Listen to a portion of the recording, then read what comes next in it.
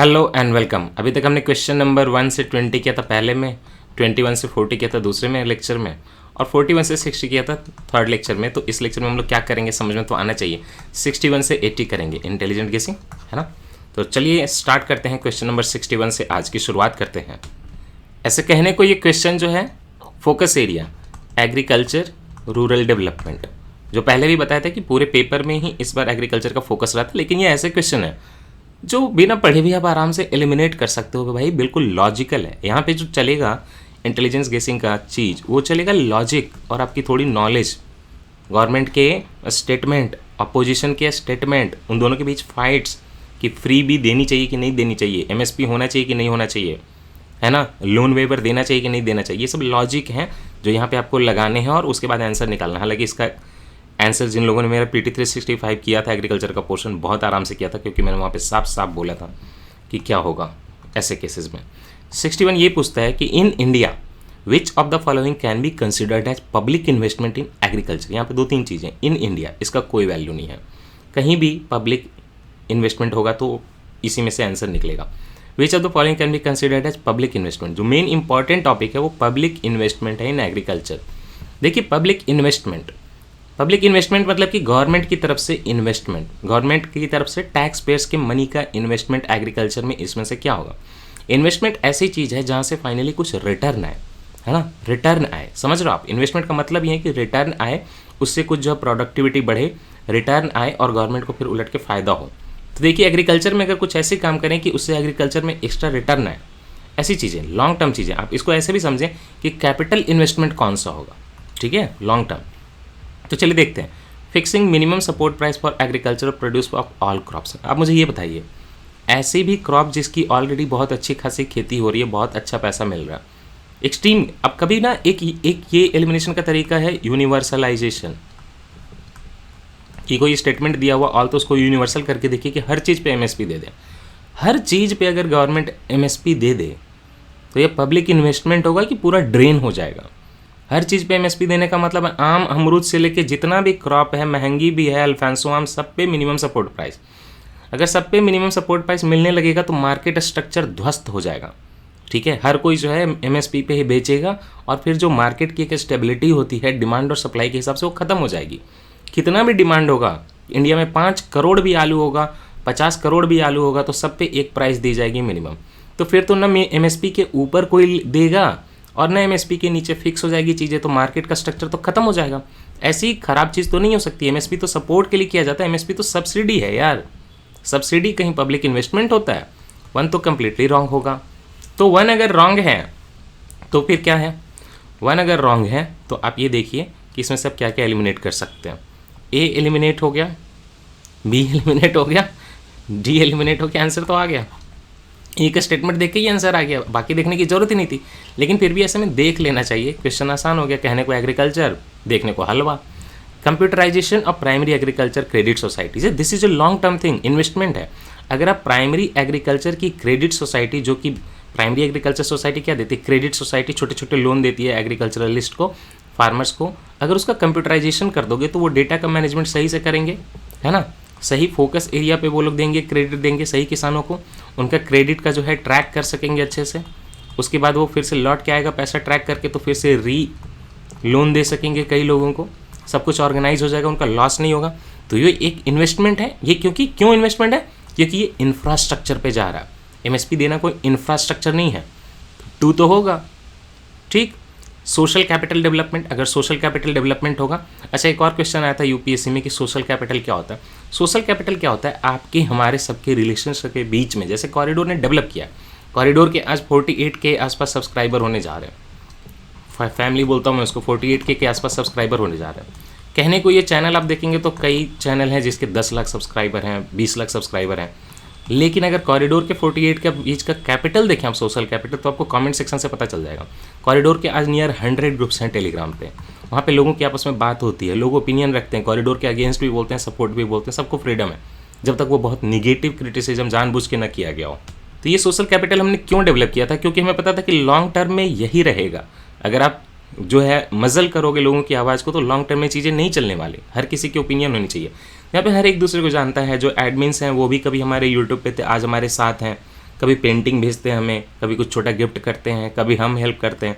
तो एक म्यूचुअल बना हुआ है। बुक डोनेशन का हेल्प का शुरू किया, अब देखिए आज आज वहाँ पे कई लोग हैं, आयुष्या हैं, रमनप्रीत हैं, विवेक हैं, सत्यम भी हैं, सब किसी ने किसी को किताब दी है, गिफ्ट की है, सब कोई काम कर रहे हैं। ये होता है सोशल कैपिटल। अब कॉरिडोर की लॉन्ग टर्म सस्टेनेंस इसी से चलेगी। तो हमारे छोटे चैनल भी कई बहुत बड़े बड़े चैनल का मुकाबला कर सकते हैं, क्योंकि एक कोहेसन आपस में, तो सोशल कैपिटल रहेगा तो बहुत काम करेगा।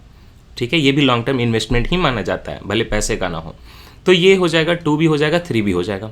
फ्री इलेक्ट्रिसिटी सप्लाई, फिर इसको आप हटा सकते हैं 1 की तरह। फ्री इलेक्ट्रिसिटी तो सब्सिडी है, हो सकता है कल का पूरा ग्राउंड वाटर खत्म कर दे वो लोग निकाल के, तो फिर वो लॉन्ग टर्म में चलेगा? सस्टेनेबल डेवलपमेंट गोल चलेगा? नहीं। फ्री इलेक्ट्रिसिटी सप्लाई कभी भी पब्लिक इन्वेस्टमेंट नहीं होता, वो सब्सिडी होती है, और वो एक शॉर्ट टर्म के लिए सपोर्ट के लिए दिया जाता है कि भाई इलेक्ट्रिसिटी बहुत महंगी है तो हम आपको सब्सिडाइज इलेक्ट्रिसिटी सप्लाई दे रहे हैं। यहाँ तो फ्री की बात कर रहे हैं, फ्री भी नहीं देनी, तो 4 नहीं होगा, है ना। 4 नहीं होगा तो मतलब आप एलिमिनेशन तो छोड़िए, पहले ही कर चुके हैं, 4 नहीं होगा। Waiver agriculture loans by the banking system, ये तो कोई कैटास्ट्रॉफी में की जाती है कि एग्रीकल्चर में बिल्कुल प्रोडक्टिविटी नहीं हो रही तो लोन वेवर दे देते हैं, नहीं तो कई फैमिलीज बर्बाद हो जाएंगी। ये कोई इन्वेस्टमेंट नहीं है, सब्सिडी कभी भी इन्वेस्टमेंट नहीं है। 5वां भी नहीं होगा, setting of cold storage facility अगर डेवलप कर दी जाती है तो किसानों का वहाँ पे जो फसल बर्बाद हो जाती थी वो नहीं होगी। फूड प्रोसेसिंग की इंडस्ट्री बढ़ेगी। ये लॉन्ग टर्म एक इन्वेस्टमेंट है जिससे किसानों को ओवरऑल जो है डबलिंग फार्मर इनकम में फ़ायदा होगा। तो ये होगा। तो 236 ओनली, बहुत ईजी क्वेश्चन था एग्रीकल्चर कहने को, लेकिन बहुत ईजी क्वेश्चन है। नेक्स्ट है एक टर्म कि इंटरेस्ट कवरेज रेशियो किसी फर्म का क्या होता है। यहाँ पे देखिए फर्म दे दिया, मतलब कि कोई कंपनी है जिसने मान लीजिए कि कहीं से लोन लिया, तो उसका कवरेज रेशियो अगर आपको नहीं भी पता था तो आप खुद सोच के देखिए। कवरेज रेशियो कहीं ना कहीं ये बता रहा है कि भाई कल को आपने लोन लिया, मान लीजिए आपने या मैंने आपसे लोन लिया, ठीक है, और आप बोलोगे कि हम 5% आपसे इंटरेस्ट लेंगे, सूद लेंगे। आपसे मैंने लोन लिया 1 करोड़ रुपए का, आपने बोला कि आप 5% इंटरेस्ट लोगे, तो हर साल वो 1 करोड़ का 5 लाख रुपया ऐड हो जाएगा। मान लीजिए मेरे पास ऑलरेडी 10 लाख रुपए हैं, तो मैं कम से कम 2 साल तो आपको उस पर तो मतलब रीपे कर सकता हूँ ना इंटरेस्ट। लेकिन मान लीजिए मेरे अकाउंट में 0 है, तो अगले साल जैसे ही आप मांगोगे 5 लाख, मेरे पास कुछ होगा ही ना। उसके अगले साल मांगोगे 5 लाख, तो मेरे पास कुछ होगा ही ना। तो आप लोन देने से पहले मुझे देखोगे कि अगर मैंने अभिनव को 1 करोड़ रुपए दिए तो क्या इसके अकाउंट में कम से कम 5 साल लोन चुकाने के लिए 25 लाख रुपए हैं। अगर सिंपल इंटरेस्ट पे भी देखें तो हर साल मुझे 5 लाख देने हैं, 5% के हिसाब से 25 लाख रुपए भी हैं। उसी हिसाब से आप मुझे लोन दोगे कि जब इसके पास अकाउंट में 0 रुपीज़ हैं तो मैं तो 1 करोड़ दे के फंस जाऊंगा, क्योंकि अगले साल ना ये 5 लाख दे पाएगा, ना 1 लाख, ना कुछ ना दे पाएगा। मुझे तो कुछ नहीं मिलेगा, मुझे नुकसान हो जाएगा, क्योंकि आपने 1 करोड़ रुपए लगा दिए 5 साल के लिए और आपको कोई इंटरेस्ट मिला नहीं, तो आप मुझे लोन दोगे क्या? नहीं दोगे। कवरेज यही होता है कि मेरे पास अपने अकाउंट में कितने पैसे हैं कि कल को मैंने जब उधार लिया तो आपको मैं इंटरेस्ट चुका पाऊँ कि नहीं चुका पाऊँ। और जिन लोगों का इंटरेस्ट कवरेज रेशियो कम होता है वो लोन नहीं चुका पाते, तो उनकी जो है सामान वगैरह जब्त कर लिया जाता है ऐसे केस में। लेकिन पहले क्रेडिट एजेंसीज वगैरह इवेलुएट करती हैं आपके अकाउंट में कितना है। तो इंटरेस्ट कवरेज रेशियो को ऐसे समझ सकते हैं कि लोन टेकन को डेट टेकन भी बोल सकते हैं। उधार दे कितना लिया, है ना। सिंपल लैंग्वेज है ये, कोई इकोनॉमिक्स की लैंग्वेज नहीं है, इतनी जानने की जरूरत नहीं होती। क्वेश्चन को आंसर निकालने के लिए आप सिंपल समझिए, लोन टेकन और डेट टेकन जो भी है divided by money with you. आप ऐसे समझिए ना, आप मेरे को ये मत कहिए कि इकोनॉमी में तो ऐसा मनी विथ यू नहीं लिखा रहता। आप सोचिए ना, money with you reserve for it, है ना। यही हुआ इंटरेस्ट कवरेज रेशियो क्वेश्चन के लैंग्वेज के हिसाब से। अब देखिए तो क्या होता है interest coverage ratio. It helps in understanding the present risk of a firm that a bank is going to give loan to. कल को मेरे पास अगर पैसा नहीं है, इंटरेस्ट कवरेज रेशियो मान लीजिए कि मेरा ये है, इससे ये पता चल रहा है ना कि मेरा रिस्क क्या है। बैंक मुझे लोन देने जा रहा है 5 करोड़ और कल को मैं ये लोन ना चुका पाऊँ, मेरा इंटरेस्ट कवरेज रेशियो क्या है? बहुत अच्छा। इसको पलट दीजिए, है ना। मेरे पास रिजर्व मनी कितनी है देने को?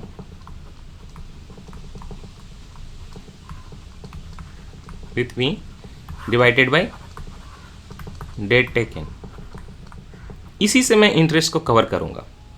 मान लीजिए कि मेरे पास रिजर्व मनी 1 रुपये है और मैं डेट लिया है 5 करोड़ का, तो मेरा इंटरेस्ट कवरेज रेशियो क्या है? बहुत बुरा है, क्योंकि ओवरऑल नंबर आप 5 करोड़ से डिवाइड करेंगे 1 रुपीज़ को तो बहुत लो आ जाएगा, तो बहुत लो है। तो मेरा रिस्क बहुत ज़्यादा है। कल को मैंने अगर लोन ले लिया तो बहुत ज़्यादा है। और मान लीजिए कि मेरे पास 10 करोड़ रुपए हैं और मैंने लोन लिया 5 करोड़ का, तो जो देने वाला लोन वो भी जानता है कि भैया इसका तो इंटरेस्ट कवरेज रेशियो बहुत स्ट्रांग है, इसके पास तो ऑलरेडी अकाउंट में 10 करोड़ है, ये तो मुझे 2 दिन में भी लौटा देगा 5 करोड़ पूरा। तो ठीक है, जो बैंक मुझे लोन देने आएगी उसको ये समझ में आएगा कि मेरा रिस्क क्या है मेरे फर्म का। तो bank which is going to give me loan, okay, that bank will be able to understand कि प्रेजेंट रिस्क क्या है फर्म का, कि अब इनके पास कितने पैसे हैं कि वो चुका पाएगा। तो इंटरेस्ट कवरेज रेशियो से बैंक को फायदा आएगा, ये समझ में आएगा कि भाई मैं दे पाऊंगा कि नहीं दे पाऊंगा। Getting it? It helps in understanding the present risk of a firm that a bank is going to give loan to. Now you should थोड़ा सा दिमाग लगाइए यहाँ पे, रिस्क किसकी बात हो रही है यहाँ पे? फर्म के रिस्क की बात हो रही है। तो रिस्क ऑफ फर्म नहीं दिखा जा रहा है क्या? मैं नहीं चुका पाऊंगा तो मैं भी तो नुकसान में चला जाऊंगा ना, मेरा सारा सामान जब्त हो जाएगा। तो रिस्क मेरा भी है और रिस्क यहाँ पे बैंक का भी है। तो अगर यहाँ पे ये भी पूछता ना, it helps in understanding the present risk of a bank, present risk of a bank if it is going to give loan to someone with low interest coverage ratio.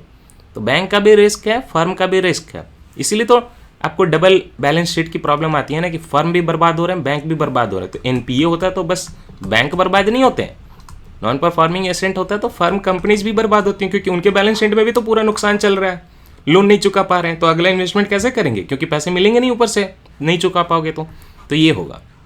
अब ये होगा तो आप आराम से 2 को एलिमिनेट कर सकते थे। बाकी देखते हैं, it helps in evaluating the emerging risk of a firm that a bank is going to give loan to. Yes, अब यहाँ पे उसी वर्ड को देखिए चेंज कर दिया, it helps in understanding the present risk of a firm. Loan देते time भी रिस्क पता चल जाएगा और आगे इमर्जिंग रिस्क भी पता चल जाएगा, इंटरेस्ट कवरेज रेशियो देखेंगे तो, है ना, कि आगे वो कितना चुका पाएगा। Emerging risk of a firm, emerging risk क्या होता है? अब पता है बैंक को कि इसके पास भाई हमने दिया है 5 करोड़ और इसके पास पैसे हैं 4 करोड़, तो कल को इमर्जिंग रिस्क क्या है कि ये 4 करोड़ जो मेरे पास थे वो भी मैंने खर्च कर दिया, स्पेंड कर दिए, कार ले लिया उससे, तो मेरा इंटरेस्ट कवरेज रेशियो गिर जाएगा ना टाइम के साथ, तो उससे जो है इमर्जिंग रिस्क भी पता चलेगा। तो पूरे लोन के पीरियड में ये रिस्क बताएगा, तो प्रेजेंट भी बताएगा, फ्यूचर भी बताएगा, ठीक है। तो ये दोनों जो हैं, इमर्जिंग रिस्क को, प्रेजेंट रिस्क को, दोनों बताएगा, तो 1 and 2 बोथ हो जाएंगे। Third, the higher a borrowing firms level of interest coverage ratio the worse is its ability to service its डेब्ट। मतलब कि इंटरेस्ट देने की कैपेसिटी घट जाती है अगर इंटरेस्ट कवरेज रेशियो ज़्यादा होता। भाई अगर इंटरेस्ट कवरेज रेशियो ज़्यादा है, मेरे पास पैसे बहुत हैं इंटरेस्ट चुकाने को, तो मेरी डेट सर्विस करने की कैपेबिलिटी वर्स कैसे होगी? अच्छी होगी ना। अगर मेरा इंटरेस्ट कवरेज रेशियो 50 है तो दैट मीन्स कि मैं मतलब आराम से लोन को रीपे कर सकता हूँ। मेरा रेशियो जो था यहाँ पे, अपने पास जो मनी थी और जो मैंने लोन लिया था, अगर ये हाई है दैट मीन्स कि मेरे पास मनी बहुत ज़्यादा, तो मैं लोन तो फट से पे कर दूंगा, तो वर्स नहीं होता। Higher borrowing firms level of interest coverage ratio, तो उसकी कंडीशन जो है लोन पे करने की वर्स नहीं होगी। लोन पे करने को ही सर्विस इट्स डेट बोल रहे हैं, ओके। तो फर्म को लोन पे करने की कैपेसिटी घटेगी नहीं, बढ़ जाएगी। तो थर्ड एक्चुअली एलिमिनेट हो जाता, थर्ड एलिमिनेट हो जाता। और फिर जब 3 स्टेटमेंट हो तो, और जब आपको पता चले कि 2 कॉमन है इसमें, तो ऐसे में बड़ा वाला होता है ना, तो 1 and 2 अपना टेक्निक है ना, ब्रांड है अपना ब्रांड, तो कॉरिडोर एलिमिनेशन टेक्निक। 62 के बाद 63 देखें तो मज़ा ही आ जाएगा। क्यों मज़ा आएगा? Which of the following factors or policies were affecting the price of rice in India in the recent past. Rice का जो है प्राइस कैसे कैसे अफेक्ट होता है, सिंपल पूछा था। मिनिमम सपोर्ट प्राइस, एमएसपी से राइस की प्राइस अफेक्ट होगी कि नहीं होगी बताइए? होगी ना, क्योंकि गवर्नमेंट मान लीजिए दे रही है 50 रुपीज़, ठीक है, और मार्केट में प्राइसेस हैं 5 रुपीज़, तो कोई किसान 5 रुपीज़ वाले के पास जाएगा नहीं, गवर्नमेंट के पास जाएगा। तो अधिकतर जो राइस कहाँ चला जाएगा? 50 रुपीज़ पे। तो कहीं ना कहीं एमएसपी प्रभावित कर रहा है कि नहीं कर रहा है बताइए? 50 रुपीज़ कर रहा है कि नहीं? उसी तरह एमएसपी अगर बहुत लो हो जाए तो किसान का राइस कोई भी एमएसपी के ऊपर तो नहीं खरीदेगा मार्केट में। तो MSP is A factor, subsidy में जितना मिल रहा है वो प्राइस तो ओवरऑल राइस की कीमत को प्रभावित करेगा ना, बिल्कुल करेगा। गवर्नमेंट्स ट्रेडिंग, गवर्नमेंट जो है एमएसपी पे खरीद के सामान को फिर उसको बांटती है स्टेट के बीच में, उस पर भी डिपेंड करेगा। स्टेट उसको लेते हैं और फिर उसको जो है पीडीएस वगैरह में डालते हैं। गवर्नमेंट की ट्रेडिंग पे भी डिपेंड करेगा, या गवर्नमेंट ओपन मार्केटिंग ऑपरेशन करके, ओएमएसएस बोलते हैं, है ना, करके उसको बेच सकती है खुले मार्केट में, तो उस पर भी डिपेंड करेगा। तो कहीं भी खरीद बिक्री होगी तो राइस की प्राइस तो प्रभावित होगी ना। गवर्नमेंट से स्टॉक पाइलिंग, मान लीजिए गवर्नमेंट जो है इंडिया में 5 टन राइस हुआ, उसमें से गवर्नमेंट ने 4 टन अपने पास दबा लिया जमा कर लिया, तो बाकी 1 टन जो मार्केट में बचा उसकी प्राइस बढ़ जाएगी। या गवर्नमेंट ने नहीं खरीदा, स्टॉक पाइलिंग नहीं की, तो फिर क्या होगा, उसकी राइस जो है सप्लाई बढ़ जाएगी कंट्री में, तो वो उसकी कीमत घट जाएगी, तो ये भी करेगा। Consumer subsidies, very obvious, consumer को जो सब्सिडी मिल रही, जो मतलब लोग राइस खरीद रहे हैं उनको सब्सिडी मिल रही है, तो उससे भी प्राइस ऑफ राइस डिपेंड तो करेगी ना। एक्चुअल जो है कंज्यूमर के सामने जो राइस की प्राइस आ रही है वो डिपेंड करेगी कंज्यूमर को कितना सब्सिडी मिल रहा है। अब तमिलनाडु में राइस 2 रुपये मिले, 1 रुपये मिले, तो फिर वो कंज्यूमर को कितना देना पड़ रहा है, 2 रुपये 1 रुपये ना। तो प्राइस जो है राइस का तो अफेक्ट करेगा ना, इस चीज़ से अफेक्ट होगा ना कंज्यूमर की सब्सिडीज से। तो सारे इसमें ऑप्शन सही थे 1 2 3 4। कहने को एग्रीकल्चर ईजिली सॉल्वेबल है ना। अब क्या है, नेक्स्ट क्वेश्चन देखिए, ये है ट्रेड से रिलेटेड, ये आपको इकोनॉमिक सर्वे वगैरह में कहीं कहीं मिलता रहता है। Consider the following statements, the value of India Sri Lanka trade has consistently increased in the last decade. जब भी आपको ऐसे लंबे ड्यूरेशन के लिए 10 ईयर्स वगैरह के लिए, 1 डिकेड के लिए, 2 डिकेड के लिए डेटा बोल दे और कंसिस्टेंटली बोल दे, तो समझ लीजिए कि यूपीएससी कहीं ना कहीं आपके साथ खेल रहा है। वो नहीं चाहता कि आप इतना ज़्यादा बैठ के जाके स्टडी करो, बस वो जानना चाहते हैं कि क्या सीरियसली आप ये सोचते हो कि कंसिस्टेंटली 10 साल ट्रेड बढ़ता जा रहा है श्रीलंका के साथ। जनरली ऐसे स्टेटमेंट रॉन्ग होते हैं कि value of India Sri Lanka trade has consistently increase in the last decade, 10 साल से बढ़ता जा रहा है। इतना यूनिफॉर्म कुछ नहीं होता जनरली, तो ये एलिमिनेट करोगे आप। ये एलिमिनेट करोगे आप तो आपके पास बच जाएंगे ऑप्शन 2 या फिर 3। यहाँ पे दोनों एक एक स्टेटमेंट वाले हैं तो कन्फ्लिक्ट है। दूसरा क्या है, textile and textile articles constitute an important item of trade between India and Bangladesh. सबको पता है कि बांग्लादेश का हब है टेक्सटाइल के लिए, है ना, पूरे वर्ल्ड में सप्लाई करता है, और इंडिया भी टेक्सटाइल के लिए काफ़ी फेमस है। तो textile and textile articles are famous between Bangladesh and India. Okay, ये स्टेटमेंट सही है, 2 ओनली हो जाएगा। लेकिन बाकी देख लेते हैं। In the last 5 years Nepal has been the largest trading partner of India in South Asia. Seriously 5 year में नेपाल लार्जेस्ट ट्रेडिंग पार्टनर? भाई एक टाइम तो ब्लॉकेड ही चल रहा था 2015 में 6 महीने के लिए। नेपाल कहाँ से हाईएस्ट ट्रेडिंग पार्टनर हो जाएगा इंडिया का, और वो भी बोला साउथ एशिया में। लार्जेस्ट ट्रेडिंग पार्टनर इंडिया का साउथ एशिया में कौन है पता है? बांग्लादेश, और उसके बाद आता है नेपाल, उसके बाद गेस करिए, ऑब्वियस है ना, श्रीलंका, उसके बाद कौन आएगा आपको पता है? पाकिस्तान, उसके बाद भूटान, उसके बाद आता है अफ़गानिस्तान, और उसके बाद आता है मालदीव्स। ये रिसेंट ईयर का डेटा है, कोई 5 ईयर का नहीं है, लेकिन ओवरऑल ये कंडीशन है।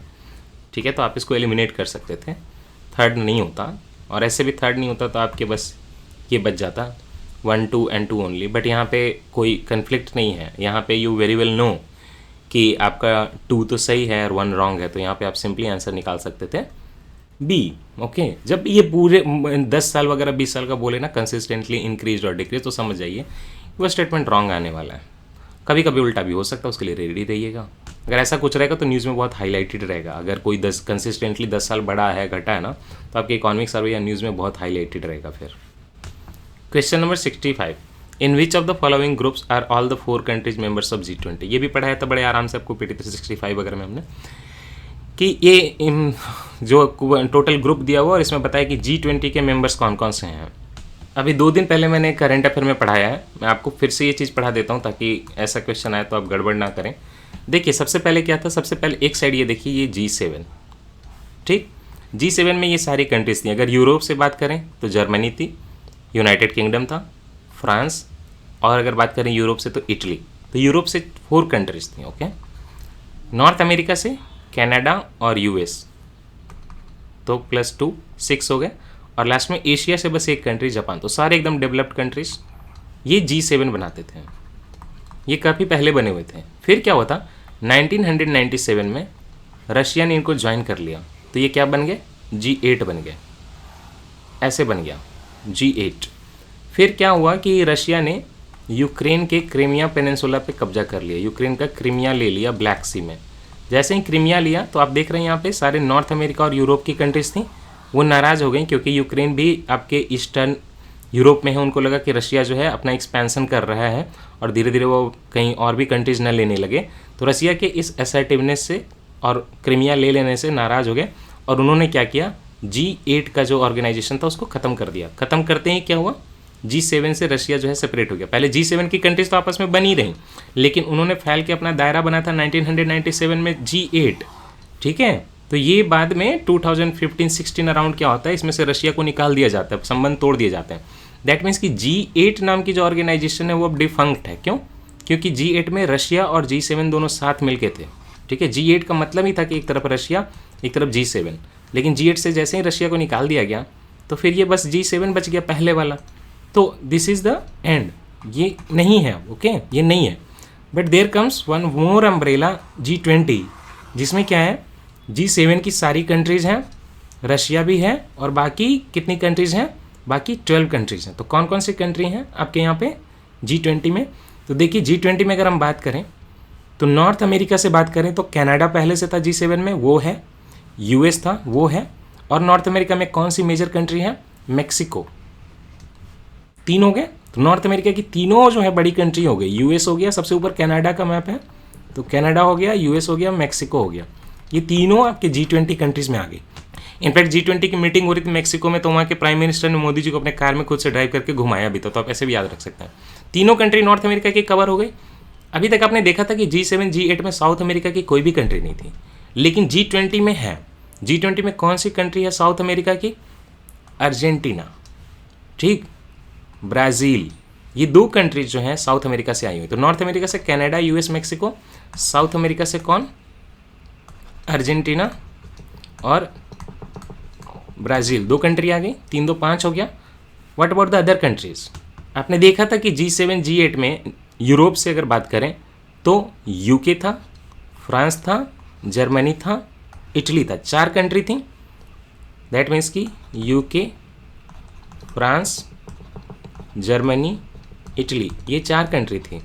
G20 में कुछ और आया है क्या? देखिए G20 में टर्की भी आ गया। टर्की हालांकि रशिया यूरोप दोनों में माना जाएगा।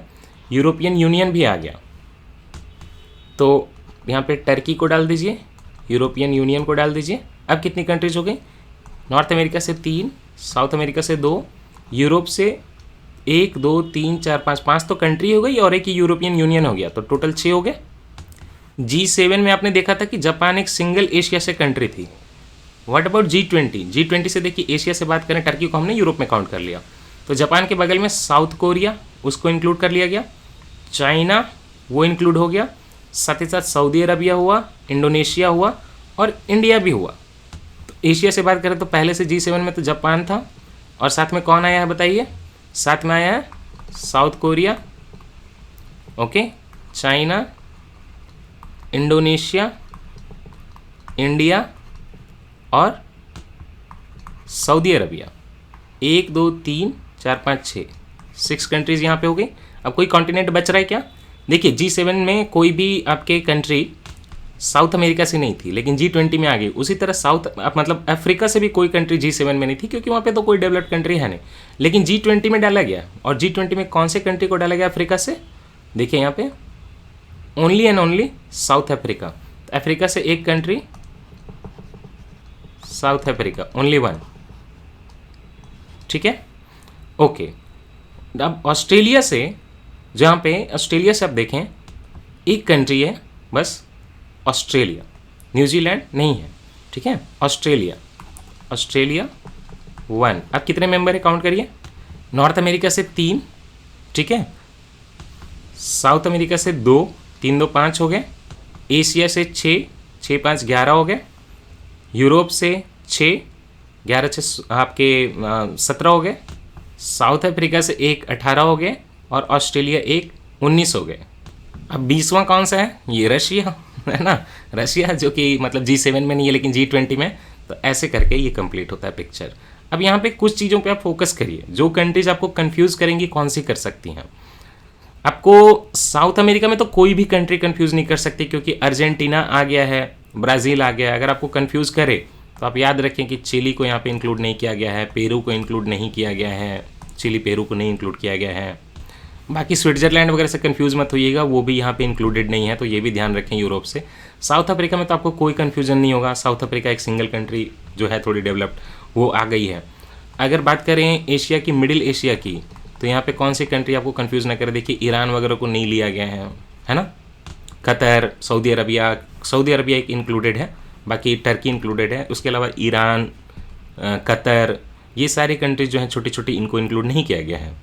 और एक चीज़ क्या आप याद रखेंगे, पाकिस्तान को इंक्लूड नहीं किया गया एशिया में, ठीक है, बांग्लादेश वगैरह नहीं है। अगर बात करें साउथ ईस्ट एशिया की, देखिए नॉर्थ कोरिया तो इंक्लूड नहीं होगा, साउथ कोरिया इंक्लूड कर ही लिया गया, ताइवान वगैरह तो इंक्लूड होते नहीं ऐसे जगह पे। अगर हम बात करें साउथ ईस्ट एशिया की तो वहाँ पे आप फोकस करिएगा। यहाँ पे मलेशिया नहीं है, इंडोनेशिया है, मलेशिया नहीं है, थाईलैंड नहीं है, है ना, ऐसी कंट्रीज़ नहीं है यहाँ पे। बाकी वियतनाम वगैरह तो उतना, कंबोडिया तो डेवलप्ड भी नहीं है तो उनको क्यों ही डालेंगे। तो जब आपने कॉन्ट्रास्टिंग फैक्ट डाल लिए, समझ लिए, और ये समझ लिया कि G7 वगैरह और G8 क्या है और G20 है, तब इसको सॉल्व करने की कोशिश करिए। In which of the following groups are all the 4 countries members of G20, जो नहीं है मैं आपको दिखा देता हूँ। सेकंड ऑप्शन देखिए, ऑस्ट्रेलिया, हमें पता है कि ऑस्ट्रेलिया है, लेकिन साथ में हमने क्या पढ़ा था, ऑस्ट्रेलिया है लेकिन न्यूजीलैंड नहीं है। कनाडा, हमें पता है कि नॉर्थ अमेरिका में तीनों कंट्री जो है मेजर, कनाडा, US और आपका मैक्सिको, तीनों इंक्लूडेड हैं, तो ये हम भी जानते थे। लेकिन फिर हमने पढ़ा था कि इंडोनेशिया है लेकिन मलेशिया नहीं है, थाईलैंड नहीं है, तो ये हम जानते हैं, और न्यूजीलैंड भी नहीं है, तो ये ऑप्शन तो हमारा रॉन्ग हो गया। यहाँ पे देखिए हमने पढ़ा था कि साउथ अमेरिका से ब्राज़ील है, अर्जेंटीना है, तो ब्राज़ील तो है। हमने अभी अभी पढ़ा कि आपकी मिडिल ईस्ट से सऊदी अरबिया है, टर्की है, लेकिन ईरान नहीं है, तो नहीं होगा, सऊदी अरबिया है। मैंने बोला कि साउथ ईस्ट एशिया में थाईलैंड, वियतनाम जैसे, कंबोडिया जैसी कंट्रीज़ नहीं है, तो ये ऑप्शन भी रॉन्ग हो गया था। हमने फिर देखा था कि साउथ ईस्ट एशिया में इंडोनेशिया है, एशिया में जापान है ना, और आपके जापान के बगल में साउथ कोरिया है, नॉर्थ कोरिया नहीं था, सिंगापुर नहीं था साउथ ईस्ट एशिया में, तो सिंगापुर नहीं था। तो इस तरह से आपने देख लिया कि यहाँ पे आपको जो कंट्रास्टिंग वाले मैंने बताए थे वो नहीं है। फिर देखिए ए में हमने ये पढ़ा था कि साउथ अमेरिका में ब्राज़ील और अर्जेंटीना G20 का पार्ट है, तो ये करेक्ट हो गया। चिली वगैरह पार्ट नहीं है, पेरू वगैरह पार्ट नहीं है, बोलिविया पार्ट नहीं है। हमने ये पढ़ा था कि नॉर्थ अमेरिका में तीनों country, Canada, US, Mexico part है, तो ये भी सही है। हमने ये पढ़ा था कि अफ्रीका कॉन्टिनेंट में बस एक कंट्री साउथ अफ्रीका इंक्लूडेड है, वो है। और फिर हमने पढ़ा था कि मिडिल ईस्ट में या यूरोप में कहिए टर्की इंक्लूडेड है, सऊदी अरबिया इंक्लूडेड है, तो टर्की यहाँ पे है। इस तरह से इसका आंसर जो है 65 का ए है। देखिए अब यहाँ पे एक ऐसा क्वेश्चन है जो अगेन बिना पढ़े सॉल्व हो सकता है। किसान क्रेडिट कार्ड स्कीम होती है ना, किसान क्रेडिट कार्ड स्कीम होती है, ये हालांकि PT 365 से डायरेक्टली बोला हुआ क्वेश्चन है जो आया, जो मैंने पढ़ाया था। किसान क्रेडिट कार्ड स्कीम में फोकस करिए, short term credit support is given to farmer for which of the following purposes. तो 2-3 चीज़ें यहाँ पे समझनी है, एक तो किसान क्रेडिट कार्ड, दूसरा शॉर्ट टर्म क्रेडिट, और लास्ट में क्या पर्पसेज होते हैं उसके। सबसे एलिमिनेट करके पहले तो यहाँ पे बस एक वर्ड को पकड़ लीजिए, शॉर्ट टर्म क्रेडिट, क्योंकि पैसा कहीं से भी आए, किसान क्रेडिट कार्ड से आए, कैसे भी आए, हमें देखना है कि अगर शॉर्ट टर्म के लिए क्रेडिट दिया जाए तो उसका कौन कौन सा यूज़ हो सकता है, बस इतना समझना है। किसान क्रेडिट कार्ड की अंडरस्टैंडिंग होनी चाहिए इसके लिए, बिल्कुल नहीं, अगर नहीं पढ़ के जाए तो भी आप चलेगा। आपको बस इतना समझना है कि शॉर्ट टर्म का क्रेडिट का आप कहाँ यूज़ कर सकते हो। आप ऑप्शन देखो एक बार, working capital for maintenance of farm assets, ठीक है ना। अगर फार्म शॉर्ट टर्म क्रेडिट क्या होता है, छोटे टाइम के लिए, 1 साल के लिए, आधे साल के लिए, आपका जो फार्म एसेट है उसको मेंटेन करना है, उसमें तो शॉर्ट टर्म क्रेडिट आप लेके तुरंत चुका सकते हो, थोड़ा मेंटेन किया, उपज हो गई, आपने चुका दोगे।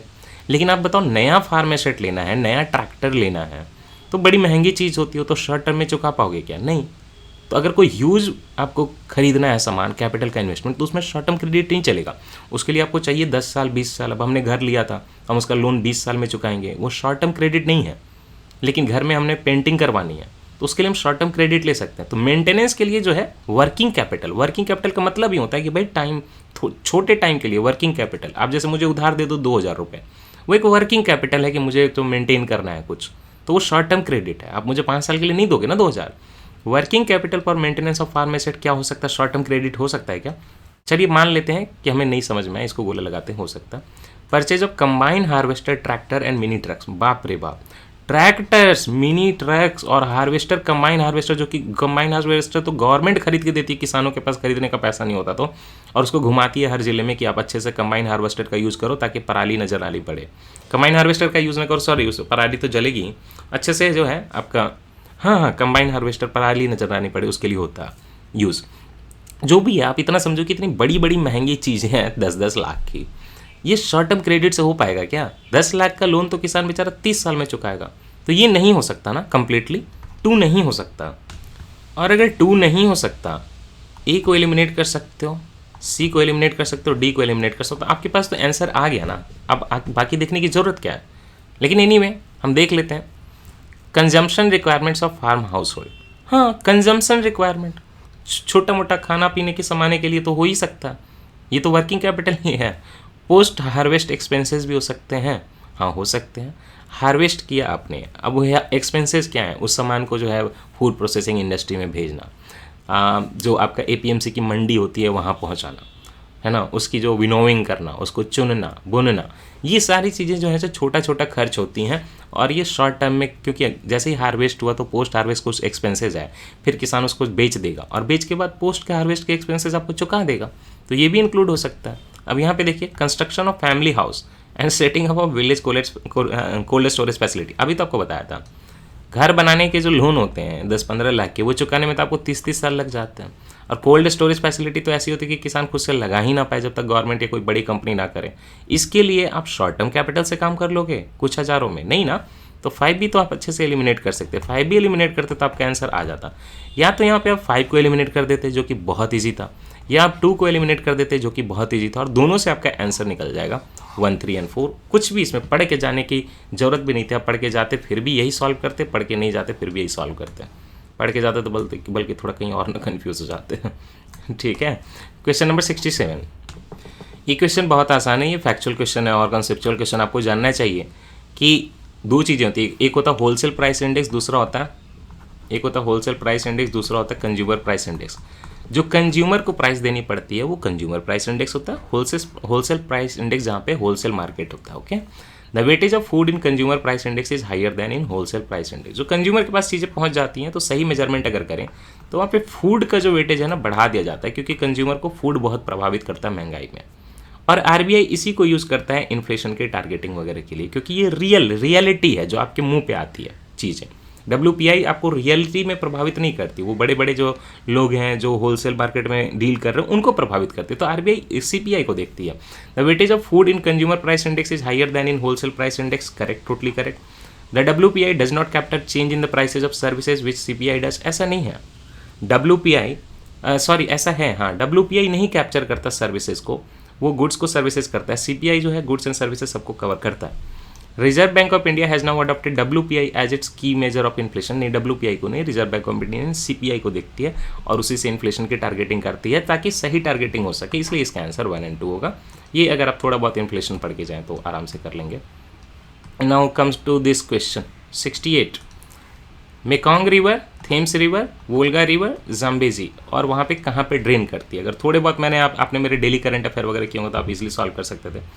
लेकिन एक चीज़ बताइए, यहाँ पे एक है मेकॉन्ग रिवर। आपको पता है कि मेकॉन्ग गंगा एक ऑर्गेनाइजेशन भी है इंटरनेशनल, जिसमें इंडिया है और साउथ ईस्ट एशिया की ऑलमोस्ट सारी कंट्रीज़ हैं। जब ऑलमोस्ट सारी कंट्रीज़ हैं और इंडिया का जब आप मैप देखेंगे,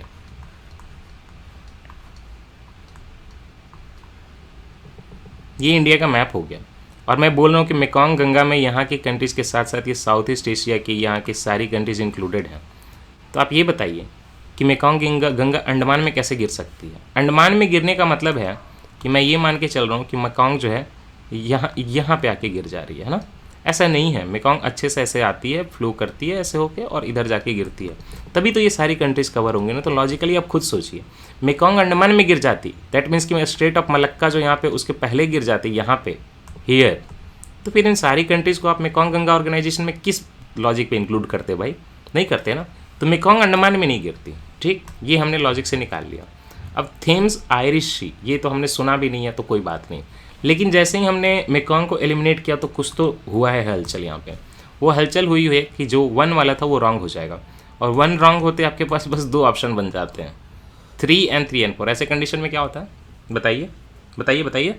3 तो कॉमन है तो 3 देखने की ज़रूरत ही नहीं है, ठीक है, 3 देखने की ज़रूरत ही नहीं है। और 2 भी एलिमिनेट हो गया तो 2 भी देखने की ज़रूरत नहीं है, 3 भी देखने की ज़रूरत नहीं है। देखना क्या है, जाम्बेजी इंडियन ओशन में है ना, जाम्बेजी इंडियन ओशन में। अब ये यहाँ पे आपको नॉलेज चाहिए था, नहीं चाहिए होगा तो आप गेस वर्क करेंगे और सिंपली आप यहाँ पे आंसर करेंगे। जाम्बेजी 2 तरफ गिर सकती है, या तो जाम्बेजी चूँकि अफ्रीका की कंट्री की रिवर है तो या तो जाम्बेजी गिरेगी अटलांटिक ओशन में, दैट मीन्स कि अफ्रीका अगर मैप ऐसे बना तो या तो यहाँ पे अटलांटिक ओशन में गिरेगी जाम्बेजी, नहीं तो फिर आपके इंडियन ओशन में गिरेगी यहाँ पे जाम्बेजी। और ये एक फैक्ट है कि जाम्बेजी जो है इंडियन ओशन में गिरती है। अगर आप देखना चाहें तो ऐसे देख लीजिए, जाम्बेजी का नाम भी आपको याद रखना चाहिए कि मोजाम्बिक और जिम्बाब्वे से कुछ साउंड करेगा। ये देखिए यहाँ पे ये कंट्री जिम्बाब्वे, यहाँ पे मोजाम्बिक, ये दोनों इंडियन ओशन कह रहा हूँ। और अगर आप जाम्बेजी का फ्लो देखें तो ये रिवर जो है ना ये जाम्बेजी है, democratic republic of Congo, Angola, Zambia के यहाँ पे बॉर्डर से आ रहा है। देखिए जाम्बिया, जाम्बेजी, सब सारे जो जेड जेड वाली कंट्रीज इधर ना, इधर है जाम्बिया, जाम्बेजी रिवर ऐसे आती है। इस पर क्या बनता है, विक्टोरिया फॉल्स, जो कि काफ़ी फेमस है। और फिर वहाँ से होके एक यहाँ पे करीबा डैम है, वहाँ फेमस है। और ऐसे होके जाम्बेजी रिवर जो है फाइनली इंडियन ओशन में चली जाती है। तो अगर आप वहाँ से जिम्बाब्वे, जाम्बिया इतना भी गेस कर लेते ना, तो फिर आपका वहाँ पे निकल जाता है इंडियन ओशन। तो आंसर क्या होगा यहाँ पे, आंसर होगा 3 और 4 ओनली। ठीक है, एक सेकेंड, आंसर हो जाएगा 3 और 4 ओनली। दैट मीन्स कि यहाँ पे क्या सही है, वोल्गा रिवर कैस्पियन सी में जाती है और जाम्बेजी रिवर इंडियन ओशन में जाती है। अब यहाँ पे एक फोकस पॉइंट यहाँ भी है। फोकस पॉइंट क्या है, अच्छा पहले फोकस पॉइंट क्या था, गवर्नमेंट की जो किसान क्रेडिट स्कीम होती है, MSP is a focus point. हर साल एक क्वेश्चन एमएसपी पे आ रहा है, इस बार भी उम्मीद है। MSP is a focus point. MSP में आपको जानना है कि कौन कौन से क्रॉप्स पे एमएसपी है। जब आप पेपर सॉल्व करेंगे 17-18 का, तो इस चीज़ को समझेंगे कौन कौन से क्रॉप्स पे एमएसपी दी जाती है। ठीक है, साथ ही साथ एमएसपी में आपको ये समझना होता है कि क्या गवर्नमेंट प्रोक्योरमेंट कैसे करती है, उसका प्रोसेस जो है प्रोक्योरमेंट से लेकर लास्ट में आपकी पीडीएस तक कैसे चलता है, कैसे खरीद बिक्री होती है, वो सारी चीज़ों को समझना पड़ेगा आपको। फिर जो है लोन वेवर वगैरह का जो कॉन्सेप्ट आता है वो भी कहीं ना कहीं रिलेटेड है सब्सिडी से, तो आप वो भी पढ़ोगे लोन वेवर वगैरह की बात। उस पर पॉलिटिकल ओपिनियन आते हैं, वहाँ से भी आप आंसर निकाल सकते हो कि सही है कि गलत है, उसके हिसाब से वहाँ बोलते हैं ना लोग कि ये कोई कैपिटल इन्वेस्टमेंट नहीं है, ये तो बस सब्सिडी है। साथ ही साथ आपको फोकस करना है फर्टिलाइजर सब्सिडी पे। फर्टिलाइजर सब्सिडी में यूरिया हो गया, एनपीके हो गया, इनका क्या कॉन्सेप्ट है ये भी जानना है। नीम कोटेड यूरिया वगैरह क्या होता है, ऐसे कॉन्सेप्ट जो आपको समझने हैं, एक्सप्लोर करने हैं एग्रीकल्चर में। मेंस के लिए आपको जानना चाहते हैं, आपको जानना होना चाहिए कि क्रॉपिंग पैटर्न क्या है इंडिया के, उसमें क्या इशूज़ हैं, ग्रीन रिवॉल्यूशन वाले एरिया में क्या इशू हैं। और एक तो मैंने आपको बता ही दिया था कि जहरीली गैस जो निकलती है वो भी एक फोकस एरिया है कि कहाँ से कौन कौन सी गैस निकलती है। यूपीसी को बहुत प्यार है उस चीज़ से। यहाँ पे क्या फोकस एरिया है, यहाँ पे ये फोकस एरिया है कि कोई बड़ी अगर सी है तो उसमें कौन कौन से रिवर आ रही है। आपको कौन कौन से रटने हैं, आपको रटना है ब्लैक सी, आप याद रखेंगे। ठीक है, एक ब्लैक सी हो गया, दूसरा आप याद रखेंगे कैस्पियन सी, तीसरा आप याद रखेंगे अंडमान सी, है ना। साथ ही साथ आप दुनिया भर के जितने जो इम्पोर्टेंट स्टेट्स है जहाँ से ट्रेड होता है उनके अराउंड कौन सी कंट्रीज़ हैं वो भी याद रखेंगे। चौथा आपका आ जाएगा ये वाला मिडिल ईस्ट वाला, तो आप रेड सी बहुत न्यूज़ में रहा है ना, हमारा ही शिप वहाँ पे स्टक हो गया, तो रेड सी। इनके अराउंड कोई फेमस अगर पोर्ट्स हैं जहाँ पे खास करके इंडिया का इन्वॉल्वमेंट वगैरह है तो वो भी आप याद रखें। फिर साथ ही साथ जो कन्फ्लिक्ट वाले एरिया हैं दैट मीन्स कि ईस्ट चाइना सी, है ना, और साउथ चाइना सी, इसको भी याद रखें। उनके जो कुछ फेमस वहाँ पे हैं आइलैंड वगैरह उनका नाम भी जान लें आप। एक और चीज़ है पांचवी, यहाँ पे पर्शियन गल्फ भी रहेगा, और क्या है मेडिटेरेनियन सी, बहुत क्वेश्चन आते हैं मेडिटेरेनियन सी। फिर थोड़ा सा आप गल्फ ऑफ मेक्सिको के बारे में पढ़ लें, कौन सी रिवर आती है वहाँ पे, क्या निकलता है वहाँ से, सल्फर निकलता है क्या। एक बार आप थोड़ा सा साउथ अमेरिका नॉर्थ अमेरिका के बीच में ये कैरिबियन सी भी देख लीजिएगा, वहाँ पे बहुत सारी छोटी छोटी कंट्रीज़ हैं कैरिबियन सी। फिर आप थोड़ा सा एक बार देख लीजिएगा कारा सी, बेरेंट्स स्ट्रेटर सी, एक है ऑक्सटॉक करके, इसको भी देख लीजिएगा। पानी रुका रहता है सारगैसो सी, इसके बारे में जान लीजिए कि एक कौन सी करंट होती है इसके अराउंड, सारगैसो सी। अच्छा हाँ, गल्फ ऑफ गिनी के अराउंड कौन कौन सी कंट्रीज़ हैं, और वो ग्रीन कोस्ट वगैरह नहीं होते सारे, green coast, gold coast, coffee coast, ये सारे देख लीजिएगा आप। Then comes gulf of Aden, और एक बड़ा फेमस है जो काफ़ी न्यूज़ में आजकल आ रहा है रॉस सी, ये भी देखिएगा। फिर एक देखिएगा बाल्टिक सी। अच्छा, इंडिया के अलावा कुछ वर्ल्ड के लेक्स भी हैं जो आपके लिए इम्पॉर्टेंट हैं। चलिए कच्चे काम की जगह मैं आपको रफ शेड में आपको लेक्स भी बता देता हूँ जो इम्पोर्टेंट है। सबसे पहले लेक के इंपॉर्टेंस की बात आएगी तो सबसे पहले आएगा आपका अराल सी, जो कि एक लेक ही है। अराल सी कंस्ट्रक्ट हो रहा है काफ़ी। फिर आएगा लेक बैकाल। अराल सी के अलावा ये जो कैस्पियन सी है ना, कैस्पियन सी भी एक लेक ही है एक्चुअली, कैस्पियन सी लेक ही है, अराल सी लेक ही है। ब्लैक सी जो है वो समुद्र से पूरा कनेक्टेड है, लेकिन अराल सी कैस्पियन सी लैंडलॉक्ड है, ये भी लेक ही हैं। ये तीनों हो गए। यूएस और कनाडा के अराउंड अगर बात करें तो वहाँ पे 5 जो लेक हैं ना वो सारे आ जाएंगे। तो लेक सुपीरियर आएगा, है ना, लेक ह्यूरॉन आएगा, मिशिगन आएगा, फिर आएगा लेक एरी, लेक ओंटारियो।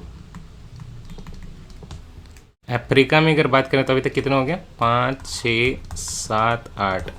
अफ्रीका में अगर बात करें तो वो जो आपकी थोड़ी देर पहले दिखाया मैंने आपको, lake Victoria is very famous. Then Africa में ही हो जाएगा आपका एक lake Tanganyika, lake Tanganyika famous. उसी के अराउंड फिर लेक 10 हो गए ना, लेक मलावी। और वहीं अफ्रीका में एक और लेक है, लेक अल्बर्ट। ये सारे हो गए आपके यूएस कनाडा और आपके अफ्रीका में काफ़ी लेक हैं। और अगर रशिया वगैरह में भी देखें तो वहाँ के भी कुछ 1 2 लेक आपके फेमस हैं। एक तो पहले ही बता दिया ना रशिया का, लेक बैकाल, तो बैकाल हो जाएगा। दूसरा हो जाएगा लडोगा लेक, लेक लडोगा। तीसरा हो जाएगा लेक ओनेगा। इन सारे का मतलब पढ़ने का मतलब है कि कौन सी रिवर जो है इन लेक में फ्लो करती है, ये पढ़ लीजिएगा, कौन सी सिटी सिचुएटेड और ये कौन सी कंट्री में है, कौन सबसे बड़ा है छोटा है, ये सब यूपीएससी नहीं पूछेगा। यूपीएससी उसके हिसाब से मैपिंग कराएगा, राइट में कौन है, लेफ्ट में कौन है, वेस्ट में कौन है, ईस्ट में कौन है, कौन सी रिवर फ्लो करती है वहाँ पे, किन 2 कंट्रीज़ के बीच में है। कनाडा में एक और लेक है, यहाँ पे कनाडा की बात करेंगे तो कनाडा में एक लेक है ग्रेट बियर करके, ग्रेट बियर लेक, ये भी इम्पॉर्टेंट है। साउथ अमेरिका की अगर बात करें, साउथ अमेरिका की वहाँ पे कुछ लेक इम्पॉर्टेंट हैं। एक तो लेक ट्रीटी का काफ़ी फेमस है। अच्छा, यहाँ पे साउथ अफ्रीका में एक लेक तुर्काना भी याद रखिए, लेक तुर्काना यहाँ पे साउथ अफ्रीका में, मतलब अफ्रीका में, सॉरी अफ्रीका में। अच्छा, साउथ अमेरिका में लेक ट्रिटिका का हुआ। एक ईरान का लेक आप लोग याद रखिएगा, लेक उर्मिया, ये भी बहुत फेमस है। उसी के बगल में टर्की में एक लेक है, लेक वान, वो याद रखिए। अगर चाइना की बात करें तो एक लेक बस आप याद रख लें, यहाँ पे चाइना का काफ़ी होगा, वो है किंगहाई लेक। और फाइनली एक लेक आप लोग याद रखें, वॉस्टॉक लेक, ये पड़ता है अंटार्कटिका में। इनके अराउंड सब कुछ थोड़ा जो है मेजरली पढ़ लीजिएगा यूपीएससी के लिए। मुझे लगता है इससे बाहर लेक से यूपीएससी मुझे लगता है इससे बाहर लेक से क्वेश्चन नहीं आने चाहिए। लेकिन ये तो वर्ल्ड की लेक है, व्हाट अबाउट इंडिया? इसके लिए आप एक काम करिए, आईएएस कॉरिडोर का मैपिंग सीरीज करिए और एक एक स्टेट के जो जो भी फेमस चीज़ें हैं सब कुछ वहाँ से कवर कर लीजिए। उसके बाहर क्वेश्चन यूपीएससी में नहीं आएंगे, ठीक है। इनफैक्ट जो मैंने आपको वर्ल्ड का भी बताया ना, लेक वगैरह, वर्ल्ड लेक, वो भी यूपीएससी के आईएएस कॉरिडोर का जो अपना मैपिंग का सीरीज है उसमें जब वर्ल्ड मैपिंग आएगी कॉन्टिनेंट वाइज तो वो भी सारा कुछ वहाँ पे कवर हो जाएगा, उसके बाहर कुछ नहीं आएगा, ठीक है। तो मैपिंग का तो हमने देख लिया, प्रोबेबली यूपीएससी के एक भी क्वेश्चन बाहर से नहीं आएंगे। तो ये 68 हमारा ईजिली हो गया, राइट। नेक्स्ट क्वेश्चन थोड़ा डिफिकल्ट है, 69। ये देखिए फिर से हमारा फोकस एरिया जो मैंने आपको एमएसपी बताया था उसी पे क्वेश्चन है घुमा फिरा के। पॉलिसी कैसे होती है, थोड़ा सा अगर आप एमएसपी के बारे में जानना चाहें तो एक commission on agriculture cost and prices होता है, वो रिकमेंड करता है डिपार्टमेंट ऑफ एग्रीकल्चर को, मिनिस्ट्री ऑफ एग्रीकल्चर को कि आप मिनिमम सपोर्ट प्राइसेस फिक्स कर दीजिए। तो सीएपीसी एक्चुअली रिकमेंड करता है। यूपीसी ने एक बार क्वेश्चन भी पूछ दिया था कि हु फिक्सेज द एमएसपी, तो फिक्स तो मिनिस्ट्री ऑफ एग्रीकल्चर की तरफ से होगा। मिनिस्ट्री ऑफ एग्रीकल्चर फाइनली नहीं सॉरी सीएसीपी हो गया डिपार्टमेंट ऑफ एग्रीकल्चर की तरफ, वो रिकमेंड करेगा commission on agriculture cost and prices. जो फिक्सिंग होगी वो finally cabinet committee on economic affair करेगा। तो फिक्स कौन करता है? CCEA, cabinet committee on economic affairs. और अगर बात करें कि रिकमेंड कौन करता है तो सीएसीपी। अगर क्वेश्चन आगे फिक्स कौन करेगा तो आप सीसीईए करेंगे, और अगर आगे कि रिकमेंड कौन करेगा तो आप सीएसीपी करेंगे, commission on agriculture cost and prices. एक तो ये जानना, दूसरा ये जानना है कि इंडिया में 22 क्रॉप्स की जो है तो एमएसपी फिक्स होती है, और एक है आपका जिसकी एफआरपी होती है, फेयर एंड रेम्यूनरेटिव प्राइसेस, वो होता है शुगर केन का। ये जो 22 क्रॉप्स हैं आपको सारे याद रखने कौन कौन से क्रॉप हैं, ठीक है। सीधा क्वेश्चन पूछा जाता है किसके लिए एमएसपी होती है किसके लिए नहीं होती। अच्छा, तो ये क्वेश्चन मैं क्यों बोल रहा हूँ डिफिकल्ट था, क्योंकि जैसे ही आप एमएसपी पढ़ते हैं तो आप एक चीज़ सुनते हैं, ओपन एंडेड पॉलिसी। कि जितना भी आया है किसान लेकर एमएसपी के लिए वो लौटाया नहीं जाएगा।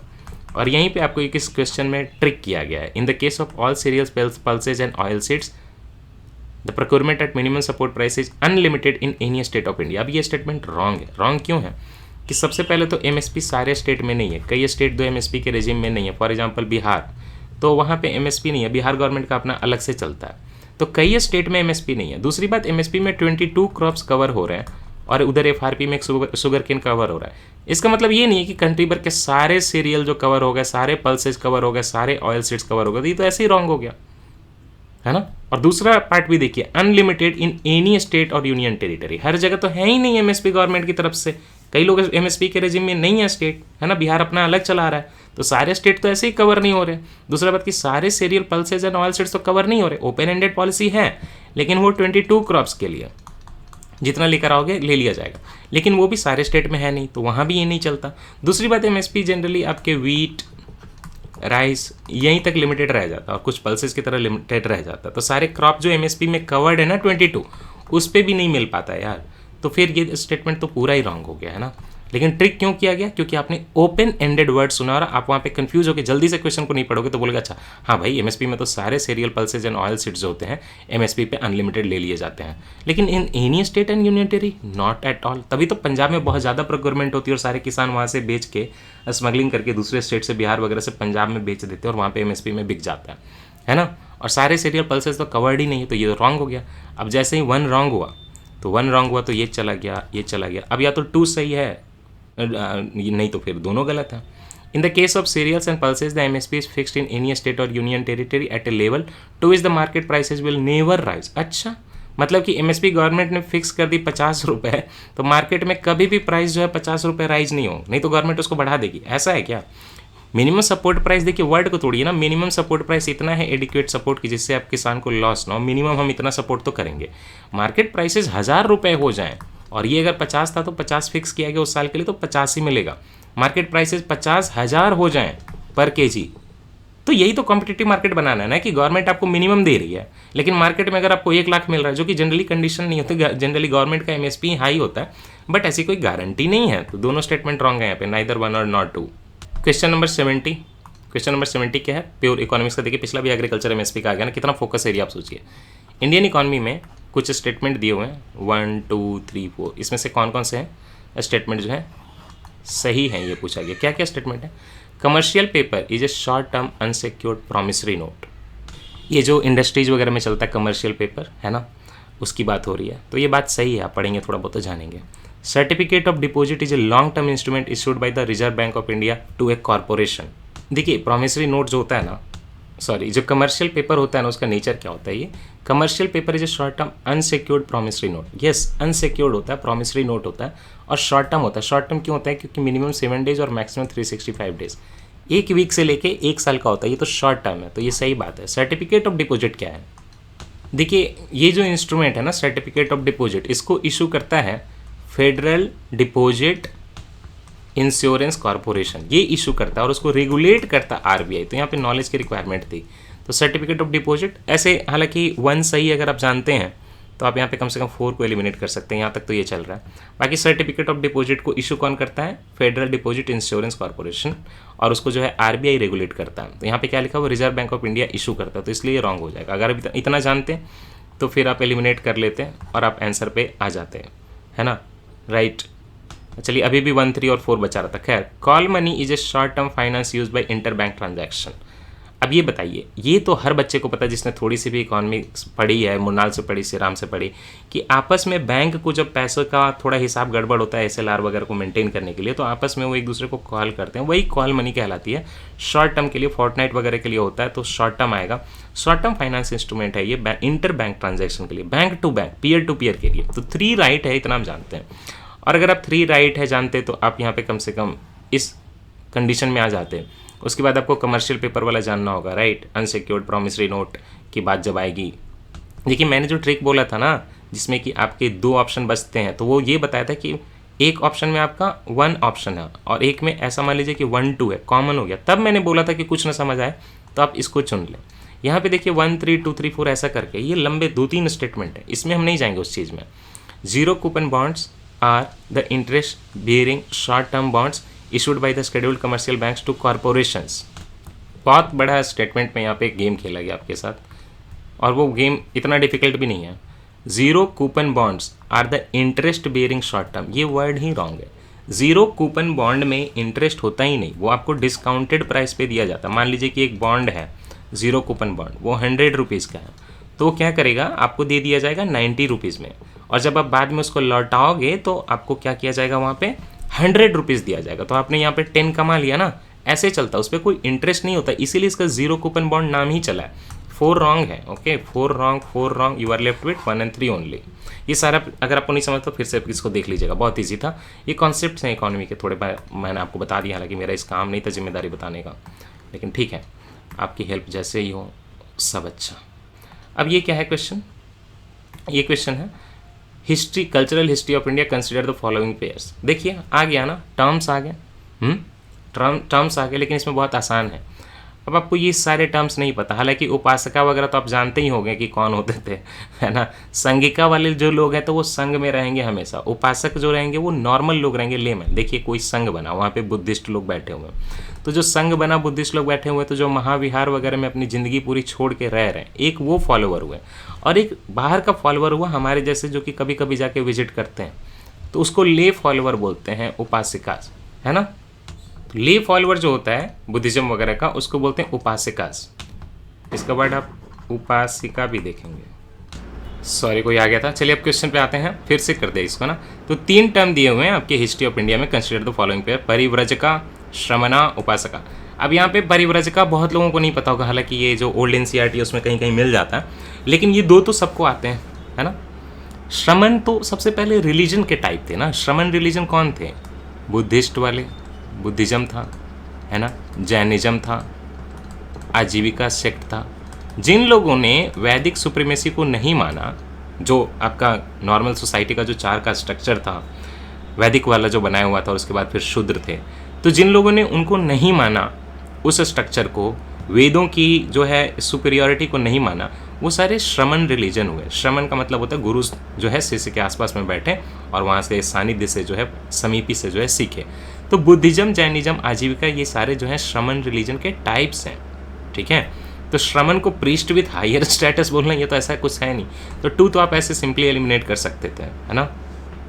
यहाँ पे मार्क किया हुआ, जो वो गलती से मार्क किया हुआ, तो आप इसको ना देखें, ठीक है। ऐसा नहीं कि मैं आपको गलत पढ़ाऊंगा, मार्क किया हुआ गलत तो Shramana religion priest with higher, correctly match पूछ रहा है, तो श्रमण प्रीस्ट विथ हायर स्टेटस नहीं होगा। श्रमण के ये रिलीजन्स हैं, टाइप्स, और ये वैदिक सुप्रीमेसी के खिलाफ बोलते हैं, है ना।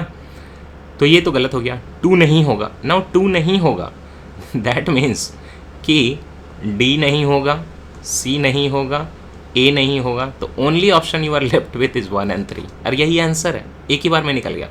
दूसरी बात आपको बताया कि जो लोग संघ में प्रॉपर घर बार छोड़ के नहीं जाते थे, उनको बोलते थे उपासका। वो अपने घर में रहेंगे लेकिन फॉलो करेंगे बुद्धिज्म को या जैनिज्म को, उपासका भी बोलते हैं, उपासिका भी बोलते हैं, ठीक है। तो जो ले फॉलोअर है, जो कॉमन पीपल है, तो ये वाला जो है सही है, 3 सही है, ओके।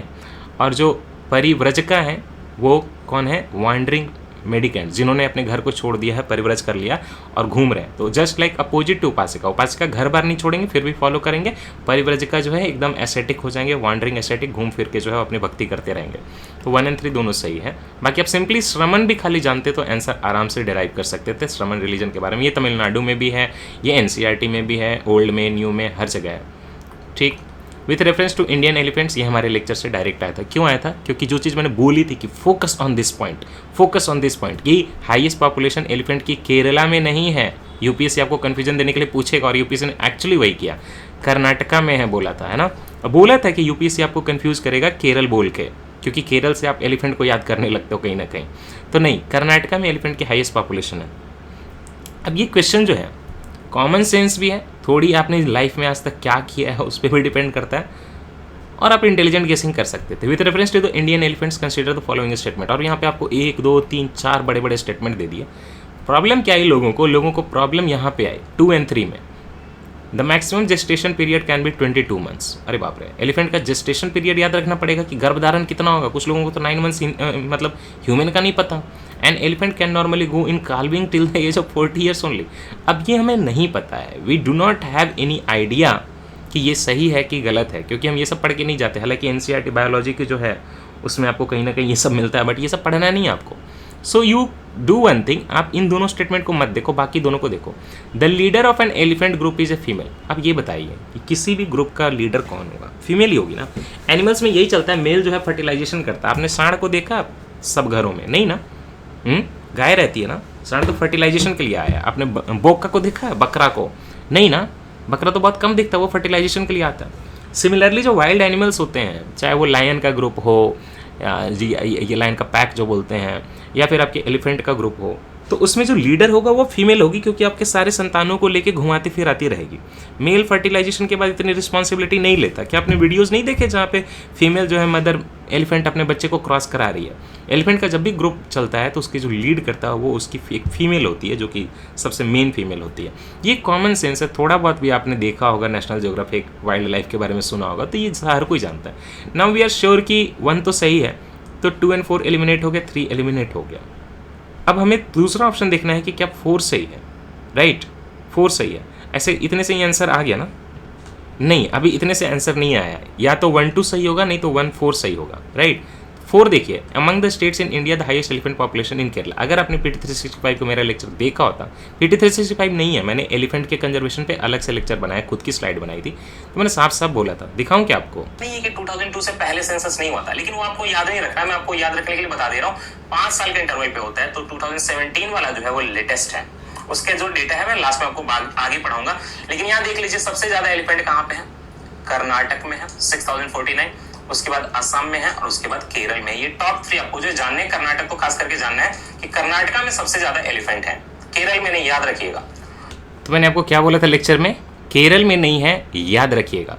तो आपने यूपीएससी ने क्या पूछा? केरला में है, तो आपको याद रखना था ना। तो ये स्टेटमेंट क्या है बताइए?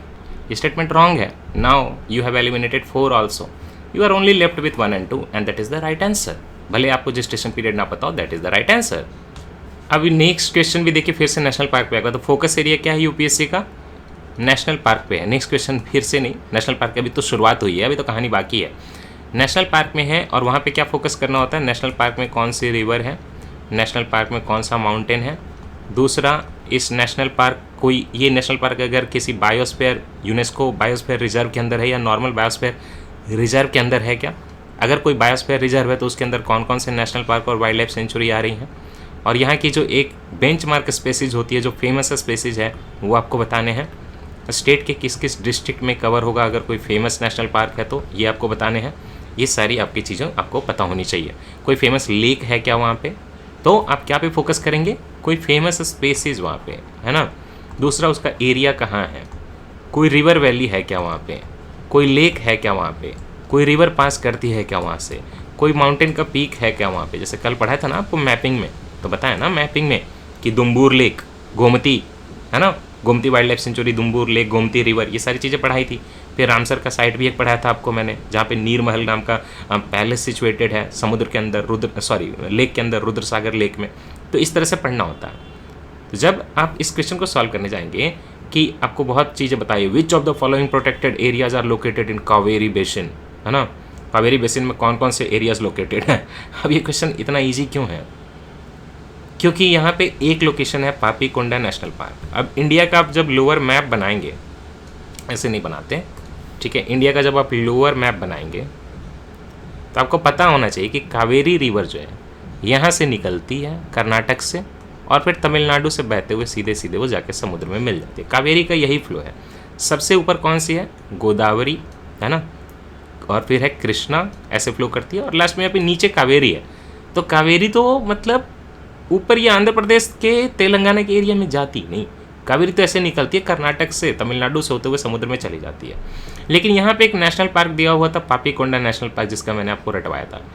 बोल रहे हैं कि कावेरी बेसिन में क्या पापीकोंडा नेशनल पार्क है? Now you very well know कि कावेरी बहुत नीचे फ्लो करती है, और पापीकोंडा नेशनल पार्क जो है आंध्र प्रदेश में। तो पापीकोंडा तो नहीं होगा, 2 नहीं होगा। अब 2 नहीं होगा तो A भी नहीं होगा, ठीक है। और फिर आपका 2 नहीं होगा तो डी भी नहीं होगा, 2 तो आपने एलिमिनेट कर दिए, 3, 4 और 1, 3, 4 आपके बच गए। तो 3, 4 तो कॉमन हो गया, अब खाली 1 बच गया देखने के लिए। 1 क्या है? नागर हॉल नेशनल पार्क। तो आपने थोड़ा बहुत अगर पढ़ा हो, अब ये क्वेश्चन का आंसर आप कैसे गेस कर लेते हैं? आप देखिए यहाँ पे जब आप कर्नाटका का मैप देखेंगे तो नीचे के लोकेशन देखिए, Nagarhole national park, Bandipur national park, Bannerghatta national park, और कावेरी जो है ना ऐसे ऐसे यहाँ से फ्लो करके आती है, इधर चली जाती है। तो थोड़ा सा ये आइडिया आपको रहे ना तो आप ये क्वेश्चन सॉल्व कर सकते थे, क्योंकि आपको कावेरी का भी मैंने रिवर कोर्स बताया था अच्छे से, कहाँ से जाती है कहाँ जाती है, और ये नेशनल पार्क भी बताए थे। क्वेश्चन ऐसे सॉल्व किए जाते हैं। दैट मीन्स कि आपको नागर हॉल नेशनल पार्क के बारे में पता था कि कावेरी के बेसिन में है, और पापीकोंडा के बारे में था कि ये नहीं है। तो 2 को हमने एलिमिनेट कर दिया था, तो हमने ए एलिमिनेट कर दिया था और ये एलिमिनेट कर दिया था। बट वी नो कि नागर हॉल नेशनल पार्क तो कावेरी के बेसिन में है।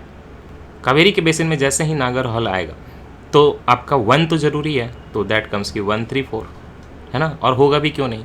वायनाड वाइल्ड लाइफ सेंचुरी भी जो है बैंगलोर के आसपास के लोग घूमने जाते हैं, तो थोड़ा बहुत तो आइडिया रहना चाहिए था कि आपको बैंगलोर तो बिल्कुल साउथ में है ना कर्नाटक के, और वहाँ पे आप देखें तो आपकी कावेरी की बगल की है। कावेरी की जब लड़ाई चल रही थी तो बैंगलोर को पानी अलग से एलोकेट किया गया था कि नहीं किया गया था? कावेरी बेसिन में किया गया था कि नहीं किया गया था दोस्तों?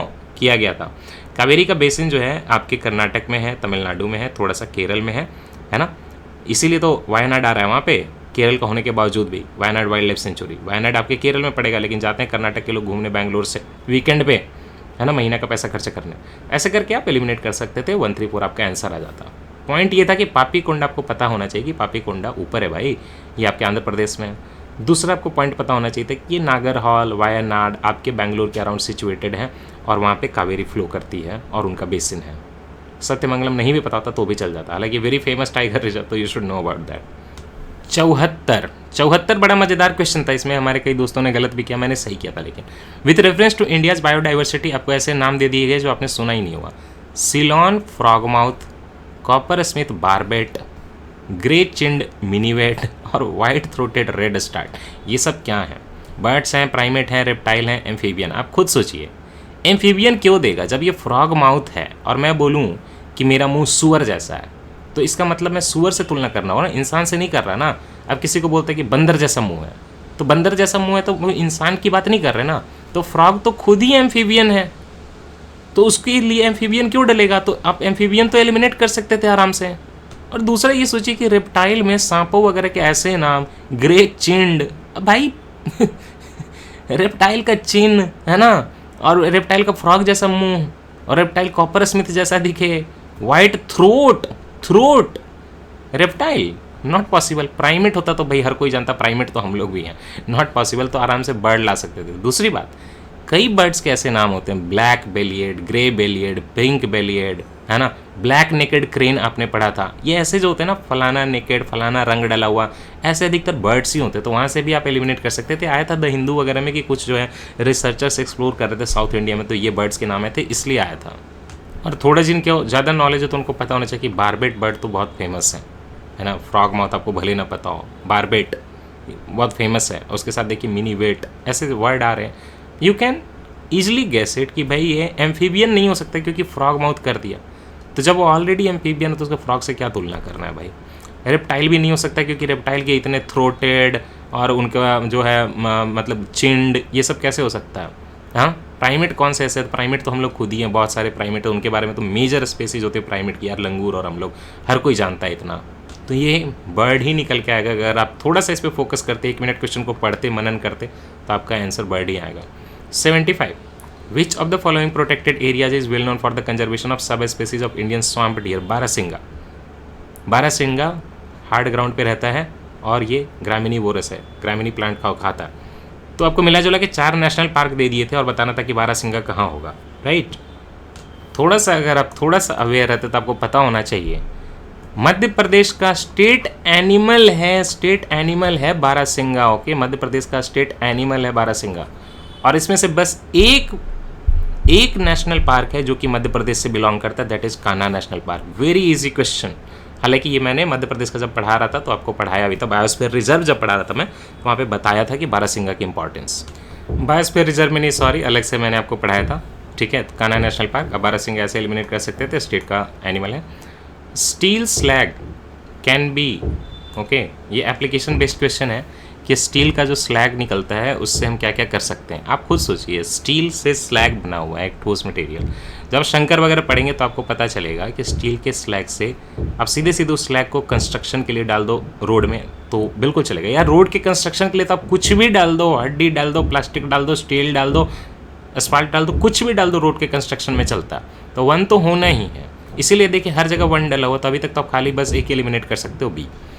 इंप्रूवमेंट ऑफ एग्रीकल्चर सॉइल में थोड़ा कन्फ्यूजन होता है। प्रोडक्शन ऑफ सीमेंट, आपको पता है ना कि ये स्टील के स्लैग का सीमेंट के प्रोडक्शन में यूज़ होता है।